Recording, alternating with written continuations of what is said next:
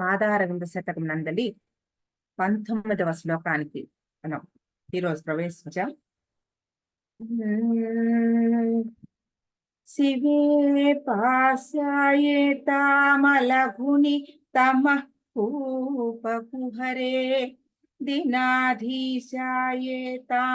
మమ హృదయ పాథోజ విపినే నభో మాసాయేతాం సరస కవితారీతి సరితి త్వదీయౌ కామాక్షి ప్రసృత కిరణౌ దేవి చరణౌ. ఇందులో ప్రతి పదార్థం మనం చెప్పుకుంటే శివే, ఓ శివా అంటే శివా అన్నప్పుడు దీర్ఘం ఇస్తే అమ్మవారి. కామాక్షి, కామాక్షి దేవి, దేవి చాలా 3 రకాలుగా సంబోధన చేశారు. 3 సంబోధనలు.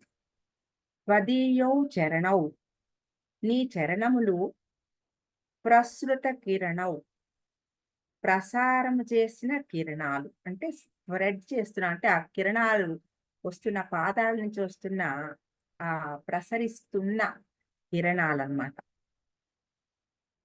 అలఘుని, మిక్కిలి లోతైన, అలఘుని తమహ కూపకుహరే, కూపము అంటే బావి, అలఘుని అంటే చాలా లోతైన, లఘువుగా అంటాం కదా మనం ఒక మాట, లఘువుగా అంటే చిన్నగా, కొంచెం తక్కువగా. అలఘుని అంటే ఎండ్లెస్, అగాధం లాగా అనమాట. అలఘుని తమహ కూపకుహరే, చాలా అగాధం లాంటి చీకటితో నిండిపోయి ఉన్న కూప కుహరం. కుహరం అంటే లోతు అదనమాట, చీకటి బావి నుండి అన్నమాట. పాశాయేతాం,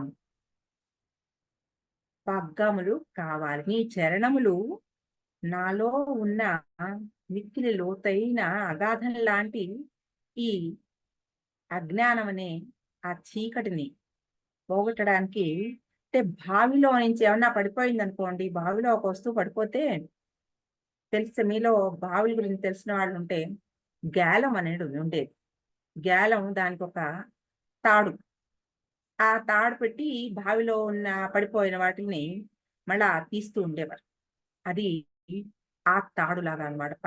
పాశాయేత అంటే అలా బావిలో నుంచి తీసేందుకు నీ పాదాల నుంచి వస్తున్న కిరణాలు ఉన్నాయే, అవి నా చీకటి గుహలాంటి లోతైన బావిలో నుంచి నా మనసు అక్కడ చిక్కుకుపోయింది.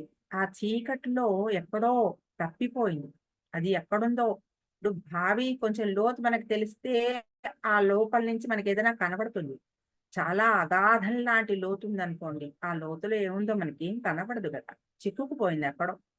అప్పుడు చాలా పెద్ద తాడు కావాలి. అటువంటి ఆ తాడు కలిగిన పాశాయేతం, అది నీ యొక్క చరణాలే. ఆ చరణములు తాడులాగా మారి నా మనసుని బంధించి అక్కడి నుంచి తీసుకురావాలి. అది ఆయన ఉద్దేశం. తర్వాత మమ నా హృదయ పాథోజ విపినే, హృదయం అనేది కమల సరస్సును లేకపోతే కమలముల అడవిని, విపినము అంటే అడవి, సరస్సును వికసింపచేయుటకు. ఇక్కడ సరస్సును ఎందుకు చెప్పారంటే, కమలములు అడవి అనే మాట కన్నా ఒక తటాకంలోనే ఎక్కువ ఉంటాయి కదా, ఒక సరస్సులో ఉంటాయి. కాబట్టి అక్కడ అడవి బదులు సరస్సు అన్నారు. ఆ సరస్సులో కూడా అడవిలాగా అన్ని ఒక పేరుకు పోతాయి చూడండి ఒక్కొక్కసారి అలాగా. ఆ కమలాలు ఎప్పుడు వికసిస్తాయి? సూర్యోదయం అయితేనే వికసిస్తాయి తప్ప, సూర్యోదయం కాకపోతే కమలాలు వికసించవు కదా. కాబట్టి ఆ కమలమును, నా హృదయం అనే కమలమును వికసింపచేయుటకు చాలా కమలాలున్నాయి. ఆ సరస్సులో చాలా ఉన్నాయి, కానీ ముడుచుకుపోయి మొగ్గలుగా ఉన్నాయి. అవి వికసించటంలా. ఆ వికసించటానికి దినాధీశాయేతాం అంటే సూర్యునిలాగా వెలగాలి. సూర్యునిగా నీ పాదములు సూర్యరశ్మిలాగా నా మనస్సు ఆ అడవిలాంటి ఆ సరస్సులోకి నా హృదయ కమలాన్ని అలా విచ్చుకునేందుకు, వికసింపచేసేందుకు నీ పాదాల నుంచి వస్తున్న కాంతి సూర్యునిలాగా మారాలి. తర్వాత సరస కవితారీతి సరితి, రసవత్తరమైన కవితా రీతులనే నదిని ప్రవహింపచేయటానికి నభోమాసాయేతాం. నభోమాసము అంటే శ్రావణ మాసం, నభస్య మాసం అంటే భాద్రపద మాసం. నభో నభస్య అవి రెండు ఆ అది శ్రావణ భాద్రపదాలు అన్నమాట. అలా కలిపి కమలల్లాగా. అలాగా నభోమాసాయేతాం శ్రావణ మాసం అగుగాక.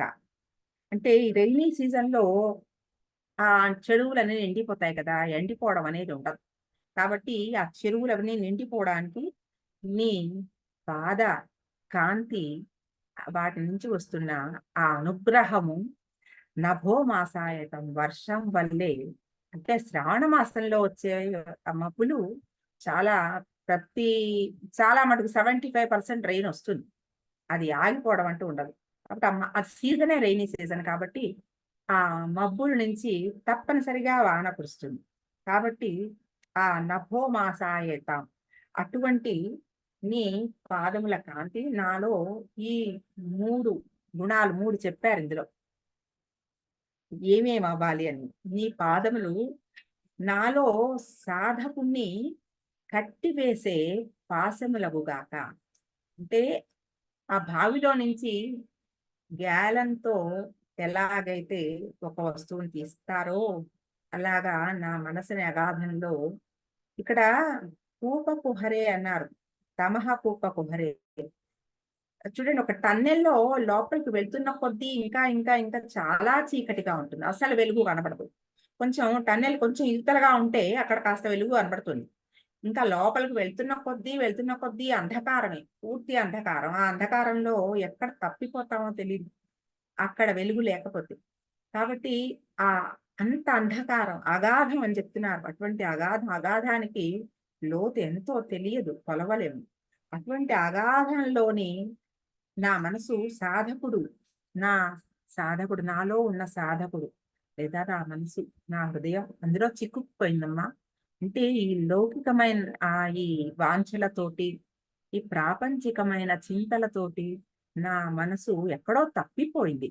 ఎక్కడో ఆ బావిలో ఇరుక్కుపోయింది. ఎక్కడుందో నాకే తెలియడం లేదు.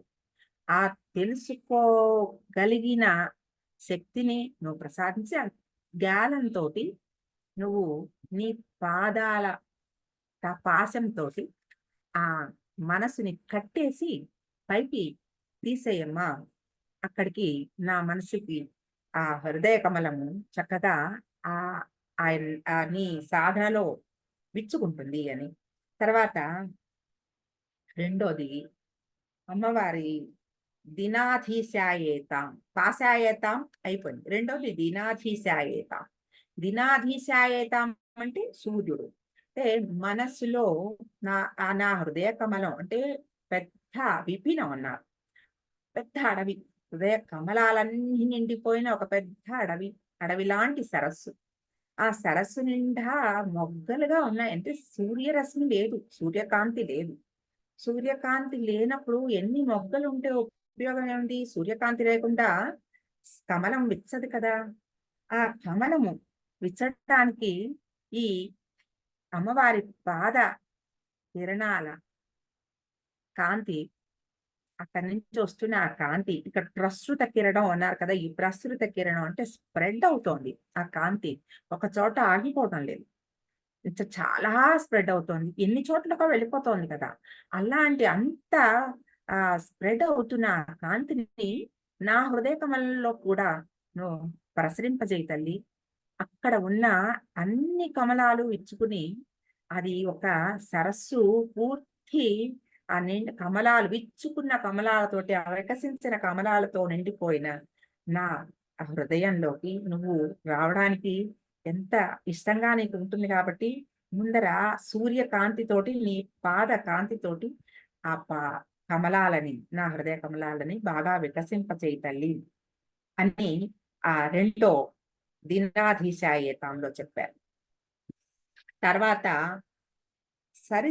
సరస కవితారీతి సరితి నభోమాసాయేత. అంటే ఒక వర్షాకాలపు శ్రావణ మాసపు మేఘముగా నీ పదముల ఆ కాంతి కావాలి అని చెప్తున్నారు. ఎందుకు? సరస కవితారీతి. సరస కవితారీతి అంటే నాలో ఒక భావుకుడు ఉన్నాడు. నేను అన్నిటినీ ఆస్వాదించగలను. ఒక కవిత్వాన్ని రంజించేటి చెప్పగలను. నేను ఆస్వాదించగలను. నాకు ఆనందం ఉంది. కానీ ఇదంతా ప్రాపంచికమైన ఆ కవితా రీతులతోటి నిండిపోయి ఉంది. నేను కాల్పనిక జగత్తులో అంటే ఒక ఒక భావనా ప్రపంచం. అందులో క్రియేటివ్ అందులో క్రియేట్ చేసుకుని నాకు కనపడిన వాటిని, నాకు ఇష్టమైన వాటిల్ని, నేను దర్శించిన వాటిల్ని కవిత్వంగా చెప్పి నలుగురిలో ఒక మన్నన పొందగలను. దానివలన నేను చూసినవన్నీ అందరికీ చూపిస్తుంటే అందరికీ నచ్చుతోంది. వాళ్ళకందరికీ నా కవిత్వం ఇష్టం అవుతోంది. దానివల్ల నాకు కీర్తి కూడా వస్తోంది. ఈ కీర్తి వలన నాకు కీర్తి దాహం కూడా పెరుగుతోంది. నాకు నేను చెప్తున్నవన్నీ వింటున్న వాళ్ళకి చాలా ఇష్టంగా ఉండి నన్ను చాలా పొగుడుతున్నారు. అంటే ఒక కీర్తికాంక్ష, కీర్తి కండూతి అంటారు. అది కూడా వస్తోంది. కానీ అది తప్పు అని చెప్పటంలా. ఆయనేం చెప్పారంటే, ఆ కీర్తి, ఆ కవితా సరితి నాకు ఈ భావనా ప్రపంచంలో నిన్నే పూర్తిగా దర్శించేట్టుగా చెయ్యి. నీ పాదాల దర్శనంతోటి నేను ప్రపంచంలో, ప్రకృతిలో దేన్ని చూసినా అది నీ పరంగా నిన్నే చూస్తున్నట్టుగా నా కవిత్వంలో ఆ కవితా సరితిని, ఆ రీతుల్ని, నాకు ఆ రసాన్ని, నవరసాల్ని కూడా నేను నాలో పొంగి పొర్లుతున్న భావోద్వేగాన్ని నవరసాలతో పాటుగా ఆ కవిత్వంలో పెట్టి, దానికి రీతులు అంటే కా యతి, ప్రాస ఇవన్నీ కూడా ఉంటాయి. మన ఒక కవిత్వం అద్భుతమైన అది కావ్యము అని చెప్పి అనిపించుకోవాలంటే దానికి కొన్ని నియమాలున్నాయి కదా! ఆ నియమాలకి లోబడి రాసిన కవిత చాలా అద్భుతంగా మన్ననలు పొందుతుంది. అటువంటి ఆహ్, ఆ కీర్తి నాకు కావాలని ఉంది. అందులో నేను రాసే, నేను చెప్పే ఏ కవిత్వం అయినా నీ పరంగా, నీ నిన్నుగా చూసి నేను ఆ కవిత్వం రాసేందుకు నాకు ఎలాగైతే వానాకాలంలో వర్షపు వెల్లువ వస్తుందో, అలా ఆ వెల్లువ లాంటి కవిత్వం నా నుంచి ఉబికి నేను రాస్తున్నప్పుడు, నేను చెప్తున్నప్పుడు ఆ కవిత్వం నీ అనుగ్రహంతో వచ్చింది కాబట్టి, ఇంకా అందరికీ గూడా నచ్చేట్టుగా అంటే భోగమోక్ష ప్రదాయిని అమ్మవారని చెప్తున్నారు కదండీ! కీర్తిని తప్పు అని చెప్పడం లేదాయన. నాకు కీర్తికాంక్ష ఉంది. కానీ ఈ కీర్తికాంక్షని నేను నీ పరజ్ఞానం వైపుకే నన్ను నీ వైపుగా నేను మళ్ళేటట్టుగా నాకు అనుగ్రహాన్ని ప్రసాదించండి. దేవీ దర్శనాన్ని నేను చేసుకోగలిగితే స్వచ్ఛమైన ఆ దేవి దర్శనాన్ని చేస్తూ అటువంటి కవిత్వాన్ని నేను రాయగలిగిన ఆ శక్తిని లౌకికమైన వాంఛలన్నీ నిస్సారం. వాటి వల్ల ఏమీ లేదు. ఇవన్నీ నాకు బాగా బోధన చేసి, నాకు లౌకికపరమైన ఆసక్తుల యందు ఇది లేకుండా, ఇష్టం లేకుండా, ఆసక్తి లేకుండా చేసి, ఈ పర జ్ఞానం వైపు నా దృష్టి మళ్లించి, నా కవిత్వంలో కూడా అటువంటి రీతులు ఆ సరస కవితా రీతి, అటువంటి అద్భుతమైన కవిత్వం నేను రాయగలిగేట్టుగా అంటే కాళిదాసు, అటు తర్వాత వాల్మీకి వీళ్ళందరూ కూడా కాళిదాసు ఏమీ చదువుకోలేదు కదా! అలాగే వాల్మీకి అంతే బోయవాడు. వాళ్ళకి ఆ అనుగ్రహంతోనే కదా! అమ్మవారి అనుగ్రహంతోనే వాళ్ళంతా అటువంటి కవిత్వాలు రాయగలిగారు. రాసిన కవిత్వాలు అద్భుతమైన కావ్యాలయిపోయాయి. ఇన్ని కల్పాల నుంచి కూడా అవి ఎక్కడ ఎప్పటికప్పుడు ఇంకా ఎన్ని జనరేషన్స్ చదువుకుంటారో అవి. అటువంటి అద్భుతమైనవి ఎందుకు అమ్మవారి అనుగ్రహంతో వచ్చిన ఇవి మణులు, మాణిక్యాలు కాబట్టి అటువంటి ఆ ప్రకృతి యందు దైవ దర్శనాన్ని చూస్తూ, ఆ దైవ దర్శనాన్ని చేస్తూ, నేను అటువంటి కవిత్వాన్ని నేను చెప్పగలిగేటట్టుగా, మీ పదముల నుంచి వస్తున్న ఆ ప్రసృత కిరణం, ఆ స్ప్రెడ్ అవుతున్న ఆ కిరణములు నా యందు అటువంటి అనుగ్రహాన్ని ప్రసాదించాలమ్మా అని చెప్తున్నారు. ఇందులో శిబే అన్నప్పుడు ఓ శివా అంటే శివ శివ శివ అన్నప్పుడు అమ్మవారికి, శివే అంటే శివుని యందు అనే ఒక భావం కూడా కొంతమంది చెప్పారు. శివుని యందు అంటే ఆ మనలో ఉన్న ఆ సాధకుడిని శివునిగా కూడా భావన చేస్తూ అదొక భావన చెప్పారు. మామూలుగా మనం సాధకుడిగా మాత్రమే ఇందులో మనం చెప్పుకుంటున్నాం. అందుకని అందరూ ఇందు అమ్మవారిని శివే అన్నప్పుడు సంబోధనగా మాత్రమే మనం నేర్చుకున్నాం ఇది. ఇది ఇంకొకసారి చదువుతాను.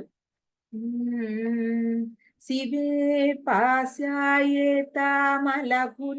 తమః కూపకుహరే దినాధీశాయేతాం మమ హృదయ పాథోజ విపిని నభో మాసాయేతాం సరస కవితారీతి సరితి त्वदीयौ कामाक्षी प्रसृत किरणौ देवी चरणौ।